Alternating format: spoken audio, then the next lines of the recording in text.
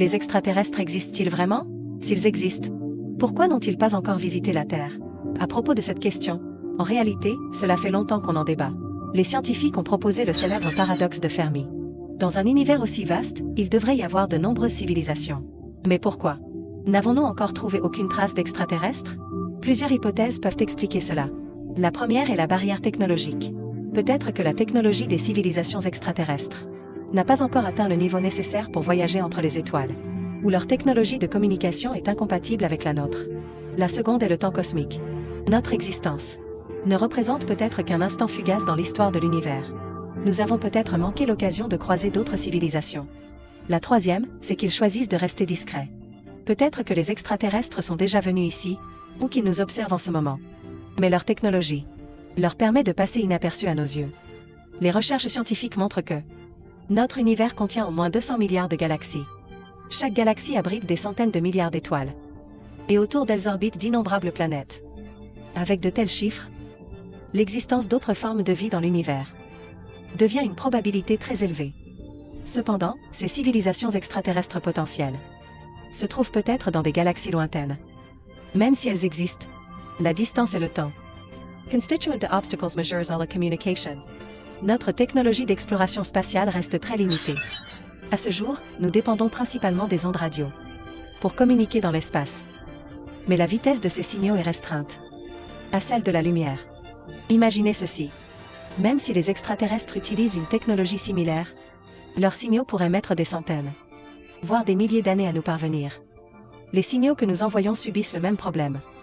Ainsi, même s'ils essaient de nous contacter, nous n'avons peut-être pas encore reçu leur message. À l'heure actuelle, nos principaux outils pour détecter la vie extraterrestre sont divers télescopes et détecteurs. Ces instruments nous aident à observer des planètes et des étoiles lointaines.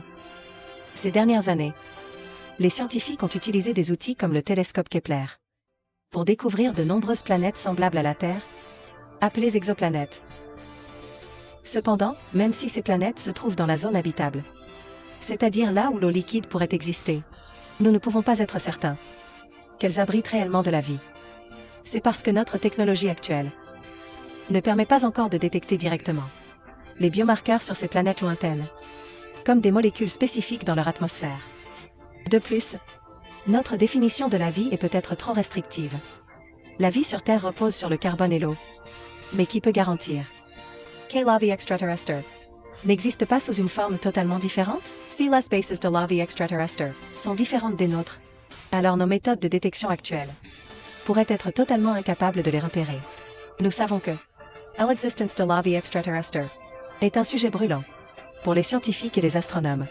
Mais jusqu'à présent, nous n'avons trouvé aucune preuve irréfutable de l'existence d'une vie extraterrestre. Pourquoi cela?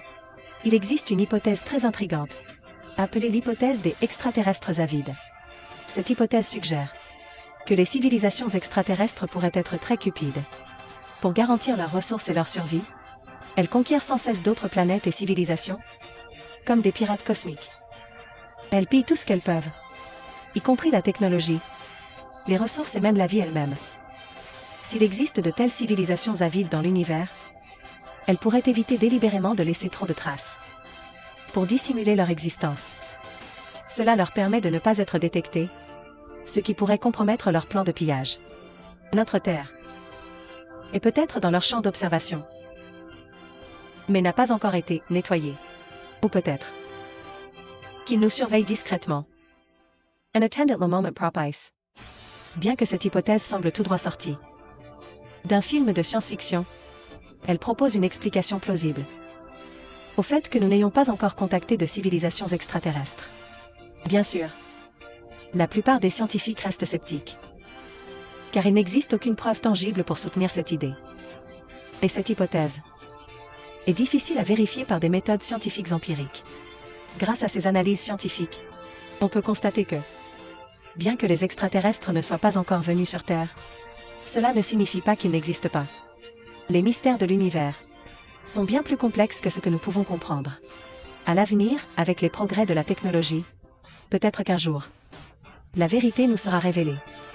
Si les extraterrestres existent vraiment, penses-tu qu'ils auraient des émotions comme les nôtres?